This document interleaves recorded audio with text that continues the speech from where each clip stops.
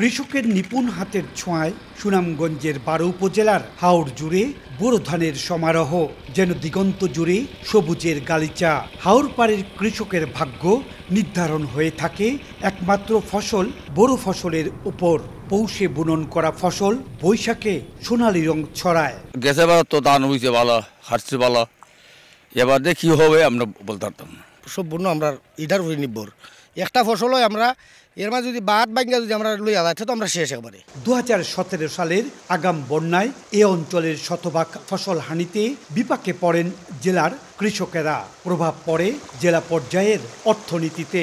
বাঁধ নির্মাণে অনিয়মের অভিযোগে ওই সময় পানি উন্নয়ন বোর্ডের 24 প্রকৌশলী ও কর্মকর্তার বিরুদ্ধে দুদকে মামলা করা হয়। পরে ফসল রক্ষা বাঁধ নির্মাণে নতুন নীতিমালা গঠন করে সরকার, যেখানে ঠিকাদারি প্রথা বাদ দিয়ে নির্দিষ্ট সময়ের মধ্যে প্রকল্প বাস্তবায়ন কমিটি বা পিআইসির মাধ্যমে বাঁধ নির্মাণের নতুন নিয়ম করা হয়।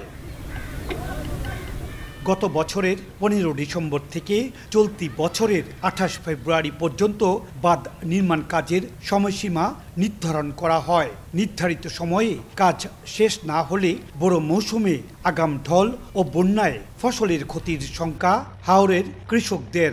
কিছুদিন পরে আবার বৃষ্টি শুরু হইব, বৃষ্টি শুরু হইলে তো বাই এটা সঠিকভাবে মাটিটা বইব না। বানগুলো মানে খুব ভালো হয় আর কি, মানে এগুলা মাছ হয় আর কি, তখন তো আমরা কৃষক আর মরলাম না। শুরু করা না যায় তখন শেষ করতে তো প্রায় 7 মাস পর্যন্ত হাজাই যাবে, তখন তো দেখা যাইব যে কমপ্লেকশন হচ্ছে না। সুনামগঞ্জের দিরাই উপজেলার টাংনি হাওরের ফসল রক্ষা এই বাঁধ সহ উপজেলার অনেক বাঁধই এখনও সংস্কার কাজ সম্পন্ন হয়নি। ফলে হাওর পাড়ের মানুষেরা ফসল লাগিয়ে এখন আতঙ্কের মধ্যে দিন কাটাচ্ছেন। চলতি মৌসুমে জেলার ছোট বড় 134টি হাওরে 2,23,000 হেক্টর জমিতে বোরো ধানের আবাদের লক্ষ্যমাত্রা নির্ধারণ করা হয়েছে। সুনামগঞ্জ পানি উন্নয়ন বোর্ড বলছে, হাওর থেকে পানি দেরিতে নামায় প্রকল্প শুরু হতে দেরি হচ্ছে। আর জেলা প্রশাসক জানালেন 28 ফেব্রুয়ারির মধ্যে কাজ শেষ না হলে অর্থ পরিশোধ করা হবে না। দ্রুততম সময়ে কাজ বাস্তবায়নের লক্ষ্যে ইতিমধ্যেই সকল পিআইসি সদস্যগণকে সংশ্লিষ্ট ইউনো এবং শাখা কর্মকর্তাগণ তাদেরকে প্রথম কিস্তির টাকা অগ্রিম হিসেবে প্রদান করেছে।